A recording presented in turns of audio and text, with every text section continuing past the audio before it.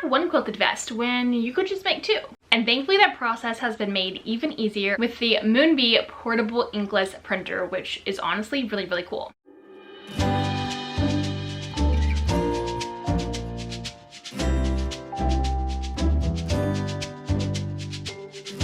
Hello everyone, welcome back to my channel and welcome to a brand new sewing tutorial. And as is very on trend with many of my sewing tutorials, today I'm going to be showing you how you can make the ever famous and infamous Damson Matter quilted vest. And if you're brand new to my channel, welcome. I'm so glad you're here. My name is Madison. I was a high school fashion design teacher for 4 years and have been sewing for over 20 years. And what I am passionate about creating here on my channel is a space to inspire your creativity, help you grow your sewing skills, and to encourage you to create and curate your own homemade wardrobe on a budget. And that's exactly what we're doing in today's video. If you've been around for any variety of some of my recent videos, you know that I am super passionate about showing you the accessibility of taking your sewing skills and remaking pieces that, while they might be totally out of your budget, are completely accessible if you know how to sew. And that's what we're doing in today's video, making the ever famous Damson Matter quilted vest. And I'm actually going to be showing you how to make two different variations and styles of that Damson Matter quilted vest. Now, the Damson Matter quilted vest I'm talking about is the Gillette vest. It is this vest that comes in a variety of different styles and tie closures for a number of their different collections. And there's two specific vests that I'm going to be showing you how to make in today's video. So the first vest that we are going to be recreating is the Arty reversible vest. It's the light green and white gingham with the cute embroidered pockets, and then it reverses for a more floral slide. It also has more of a V neckline and thinner, tinier tie straps. I have had this vest on my to recreate and make list for the longest time, but I've been wanting to make it in yellow, and for some reason I feel like they originally had a yellow, but maybe that's just my imagination overlaying the yellow fabric that I've had for a year and wanted to turn into this vest. So this is the first vest that we are going to be making, and I'm going to be using this yellow and white gingham sheet. This is actually a leftover sheet from a pair of pants and a top that I already made, and I also think that my mom used some of this fabric to make something. So it's lasted a really, really long time, and this is the last bit of it left, and it's perfect for this vest, and it's going to be reversible with a yellow side. So one side's going to be the yellow and white gingham with the pockets, and then the other side is going to be just this plain yellow. Now, the second vest that I'm going to be making in today's video, I feel like is the most famous Damson Matter vest because it is the Leopard tie front vest that I feel like so many people have. And also Leopard in and of itself is having a comeback. I never used to be a leopard print person, but recently I have really gotten into it.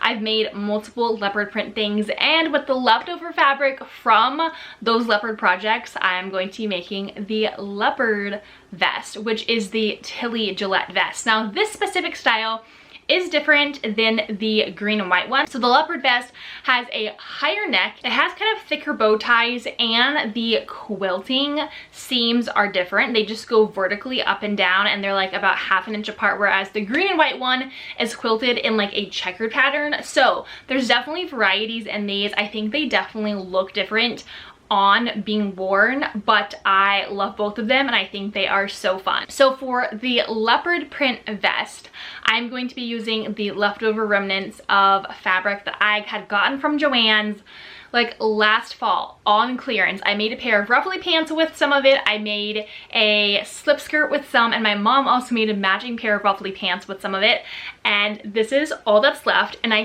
think, fingers crossed, that it's going to be enough to make this vest. I'm really, really hoping. Otherwise, we're gonna have to figure it out. But it is this perfect leopard print, and it's really, really hard to find a good leopard print fabric, and this is the best that I found. And it's also not even available at Joann Fabrics anymore because it was on clearance and it's completely sold out. But we are going to be using this fabric to make the Tilly Gillette vest. Now, for today's video, we are not going to be reinventing the wheel, making a pattern from scratch, even though that'd be super easy to do. But I'm going to be using Sydney Graham's Ruby Vest pattern. I've been wanting to make this pattern ever since she released it, and I'm so excited to finally be able to use this pattern.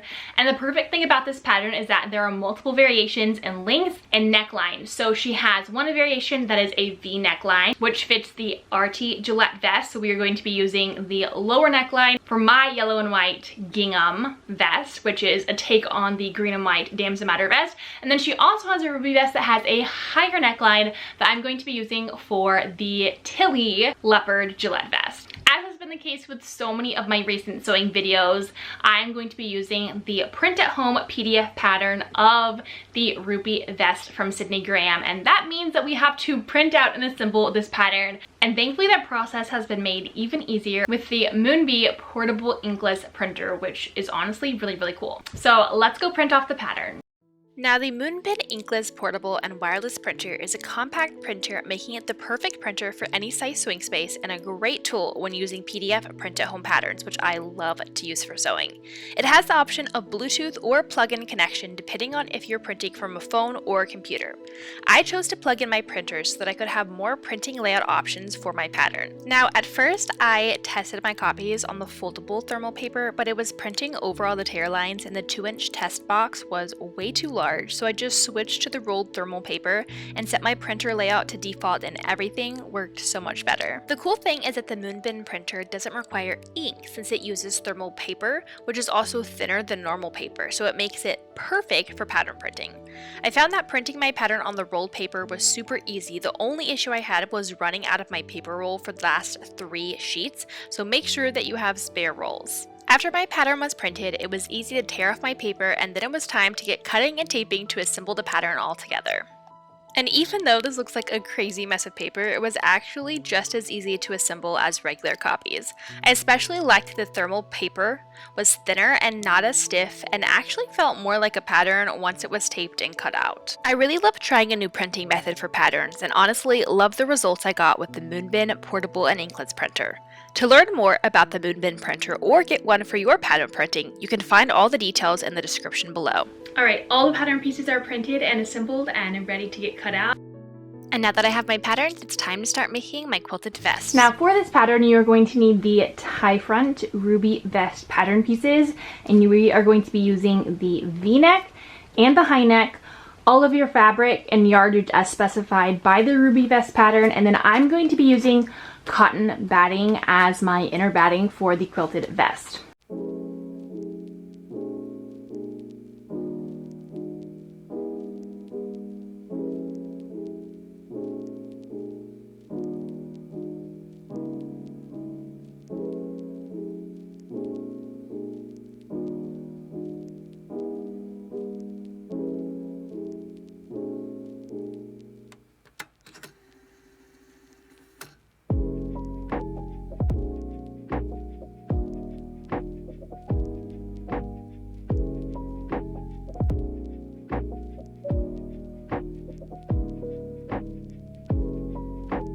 Now, after all of my pattern pieces were cut out, I set them aside and started to work on creating my bias tape. The bias tape for this pattern is continuous bias tape, so I cut out a 17.5-inch square of both my yellow fabric and my leopard fabric. These squares are going to be used to create continuous strips of bias tape. Now, taking my fabric, I folded it in half and cut notches on both ends along that folded edge. Then I refolded my fabric corner to corner into a triangle and cut it straight down the center to create 2 separate pieces. Using those triangular pieces, I match up my notches right sides together along the notched edge, and I'm going to sew those edges together on both sets of my fabric. After those edges are pinned and sewed together, I now have a new shape. I'm going to press my seam open and flat on both pieces that I have sewn together. Then I'm going to come back to my cutting mat and I'm going to draw lines that are going to turn into the bias strips. I'm drawing my lines on the wrong side of my fabric 1.75 inches apart, and I'm going to continue to draw those lines until I run out of space on my fabric. Once my lines are drawn, I'm going to flip my fabric over so that the right side is facing me, and then I'm going to fold in my shorter edges, matching up my lines, but you want to specifically offset them by 1. So you're going to have little ends that kind of stick off. After my lines are matched off, but also offset, I'm going to pin those right sides together and sew them. After I've sewn and pressed my seam open, I'm then going to come back to my cutting mat and take my scissors, and I'm just going to cut the lines that are all matched up. So basically I'm just going to continuously cut from top to bottom all the way around my fabric. This is going to be one continuous cut, and this creates the long strip of fabric that's going to be used for my bias tape. This is my first time ever making continuous bias tape, and it's honestly such a great method and was super fun to do. So I just repeated this process on my leopard fabric so that I could have 2 different sets of bias tape to match the fabric for both of my vests. Now the last thing I need to cut out before starting the sewing process is the pockets for my yellow vest. This is not part of the original pattern. This is something I created, so I just made my own pocket shape that was 5 by 5.5 inches. Then I added seam allowance and I cut out 4 pieces of those because I'm going to sew those together later on. So my pockets are cut out. Now I'm going to set those aside and start sewing my vest together. Starting off with my yellow vest, I'm going to take the front vest pieces and I'm going to attach them to the back of my vest by matching them up right sides together and then aligning the side seams, pinning those and sewing them. I'm going to repeat this step for the lining of my vest, so I'm going to do this 2 times, matching up the side seams to attach my front and back. And this is what the vest looks like after those side seams are sewn. As you can tell, the shoulders are not going to be sewn at this point. I'm going to repeat that same step, attaching and sewing the sides of my vest with my lining.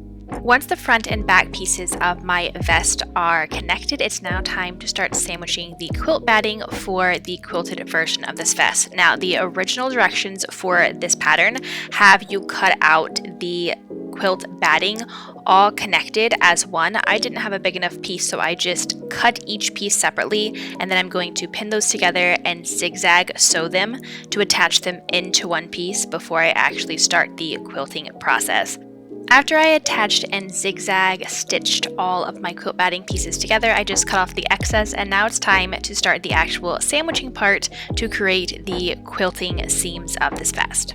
The quilt batting is going to be sandwiched between the outside of my vest, which is my yellow gingham, and the solid yellow, which is going to be the inside of my vest. So the wrong sides of my fabric are going to be touching and facing the quilt batting, and then the right sides are going to be facing me. So I'm just going through and pinning through all 3 layers so that my fabric doesn't really shift on me as I go through and mark my quilting lines. For my yellow vest, I'm first going to start out by marking vertical lines 1 1/4 inch apart from left to right of my vest. These are going to be the first set of quilting stitches that I sew, and then I'm going to come back in and do the same stitches horizontally to create that checkered squared quilting effect that the original vest had. For quilting through all of my layers, I kept my stitch settings to my usual. The only thing I changed was making my stitch length about 3.0, and the quilting process was definitely the most tedious part of this vest because you have to sew so many lines, especially for this yellow vest, because I have to go back through and sew even more. But this is what the quilting process looks like. I'm just sewing down all of the lines that I transferred and drew onto my fabric. Alright, I've done the first set of quilting stitches to attach all of the layers of the yellow vest together. Now the directions just have you quilt vertically, so you can totally leave it at that, but I want my vest to be as close to the original Damson Matter vest as possible. And the original, like I showed a picture at the beginning, has actual kind of a checkerboard quilt per se, so outside of the vertical lines there are also lines that go back across. So I'm going to run another row of quilting stitches left to right across the vest to give that effect and look of the original piece. So now I'm just going back through, starting from the bottom of my vest up to the shoulders and redrawing new lines that are going to be horizontal, and these are also 1 1/4 inch apart. I am using just white tailor's chalk because this disappears with an iron. Any kind of colored chalk usually doesn't really disappear with the heat of an iron, so white was my best bet. And now I'm just repeating that same quilting process, going over the new lines that I drew to create the checkered quilting effect. Alright, so I've finished quilting all the layers of the yellow vest together. Okay, so one important part I did want to mention is that when I quilted my yellow vest, I quilted it from the solid color side because it was easier to see the lines that I drew. And I also decided to use 2 different colors of thread. So for my solid yellow side of my vest, I really wanted to use more of a yellow thread rather than white because I wanted to just really lean into the whole yellow vibe. But I didn't really feel like using the same yellow on the gingham side. I wanted it to be white. So what I did is I threaded the top thread of my machine with a yellow thread, which you can see here, and since I sewed it from the solid yellow side, the bobbin thread I loaded in was white, which meant that my gingham side, which had the bobbin stitch, showed up white. So that is one way that you can sew with 2 different colors of thread, and I like how that turned out. Now I'm going to set my yellow vest aside since I'm kind of in the groove of quilting all the layers together, and I'm going to repeat the layering and quilting step for my leopard vest. Now the leopard vest, I'm going to be quilting my seams a little bit differently. I'm just going to do a ton of vertical seams like the original leopard vest, and I'm going to make them about 1/2 inch apart instead of 1 1/4 inch. So when that's done being quilted, I will show you what that looks like and how the 2 vests kind of differ. So I'm now repeating that same method of quilting through all of the layers on my leopard vest, but this time my quilted lines are just going to be 1/2 inch apart instead of 1 1/4. So this quilting process took even longer than the yellow vest, but this is how I'm going to make my leopard vest look as close to the original as possible, since the original seams were closely quilted together. I decided to use black thread for quilting my leopard vest, and I sewed my quilting seams from the printed leopard side of my fabric. And this is what the leopard vest looks like with its vertical 1/2 inch apart quilted seams. It's definitely interesting how simply changing the pattern and size of the quilted seams totally changes the overall look of the vest. Okay, so now that the leopard vest is quilted and my yellow vest is quilted, we are going to continue on with the directions, and the next step is going to be attaching the shoulders of each vest. Now for attaching the shoulders of my vest, I'm simply going to align the tops of the shoulders together, making sure that my fabric is right sides together. I'm going to pin those, and then I'm going to sew it with the required seam allowance from the directions. I'm repeating that step for my leopard fabric. Now after I pinned and sewed those shoulders, I did try on my vest, and I realized that I had this weird kind of gapping in the front kind of curve of my armhole. So I was trying to figure out what to do. The gapping showed up both on my leopard vest and my yellow vest and just kind of looked a little weird. So after playing around with a couple of different things, I had the idea of maybe putting in some darts, but those would be really hard to hide. I decided to just shorten my shoulders by kind of lowering the shoulder seam down to make my armhole smaller, and that seemed to help with the gapping problem after I made those adjustments with my shoulders. The one thing I will say about adjusting the length of the shoulders is that my vest ended up being a little bit shorter, so just keep that in mind. I also trimmed the inward curves of my armholes to kind of get rid of some of that gapping, so that also helped. So here's a visual of those adjustments I made to both my shoulders and trimming in my front armhole curves. Now after I sewed my shoulders together, I also sewed on the bias tape that is going to cover the excess seam allowance. So after the bias tape is sewn, I just trimmed off that extra seam allowance for my shoulder seams, and then I'm going to take that bias tape and fold it over my seam allowance so that there's no raw edges. Then I'm going to pin that down, and I'm going to hand stitch it with a blind stitch right on the folded edge.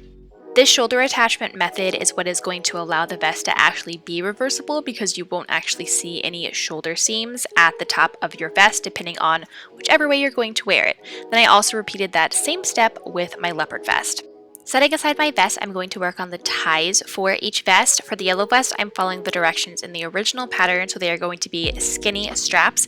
And for my leopard vest, I wanted a thicker tie, just like the original vest, so I added about 1.5 inches to the width of those ties.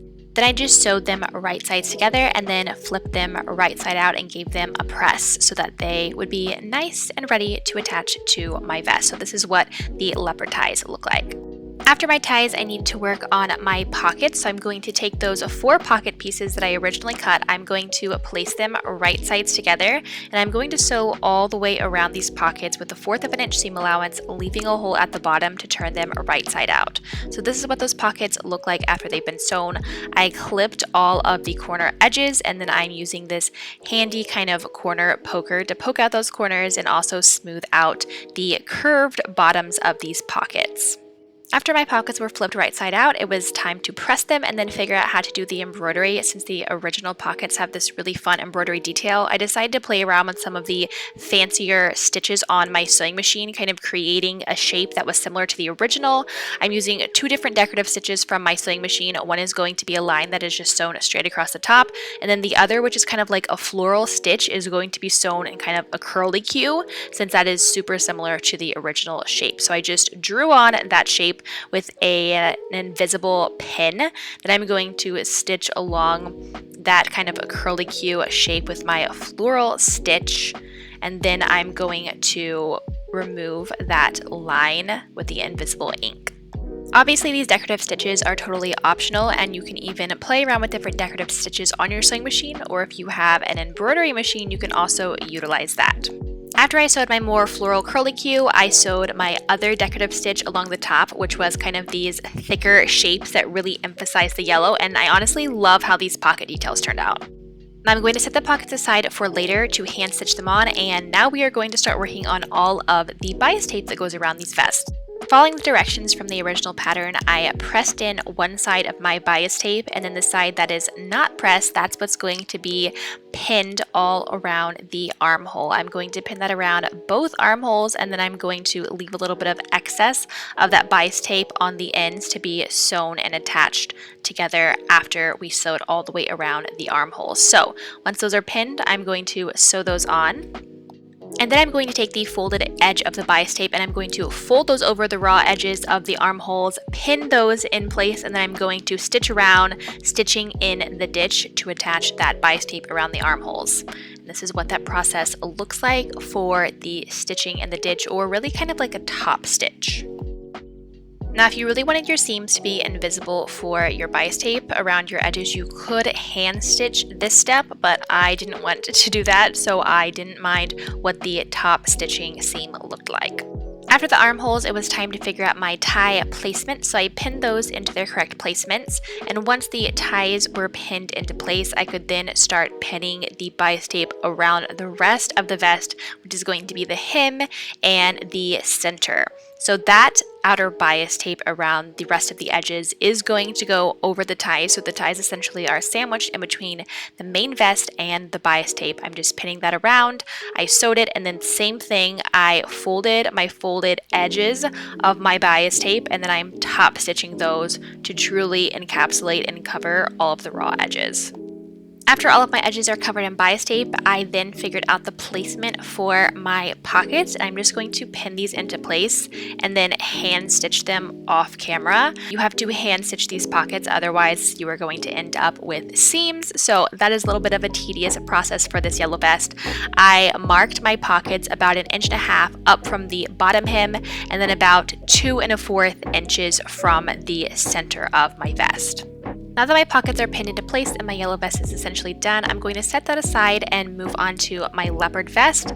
I'm going to repeat the similar process from the yellow vest of figuring out the placements for my ties. Again, this leopard vest has a higher neckline, so the ties are actually going to be placed higher up on the neck and then more in the center, and then repeating the same process for the bias tape.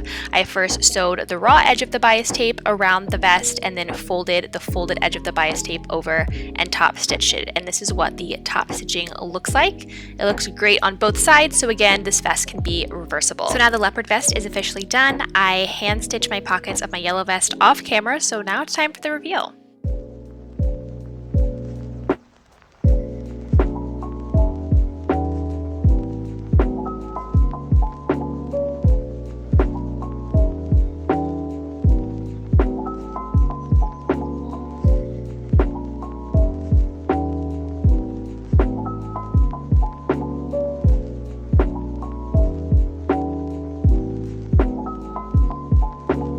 Alright, what do you think of the leopard vest? I think this one is honestly my favorite, and it's such a perfect transitional piece from summer to fall, which is right around the corner. And if you want something brighter, then there is the fun yellow gingham vest, which actually paired perfectly with a pair of pants that I had previously made out of the same fabric. So definitely a super fun set, and definitely giving all of the Ghani vibes with the matching head-to-toe look and obviously the large collar. I think my favorite part of the yellow vest is definitely all of the embroidered stitch details on the pockets, which turned out so pretty. The great thing about these quilted vests is you can pretty much wear them in any season. You can style them so many different ways, and they add just such a fun pop to any outfit and allow you to layer different pieces without having to put on a full jacket, which is so great. And again, both of these vests are reversible, so here is what the yellow vest looks like reversed, again to the solid yellow side with little gingham accents around the edges.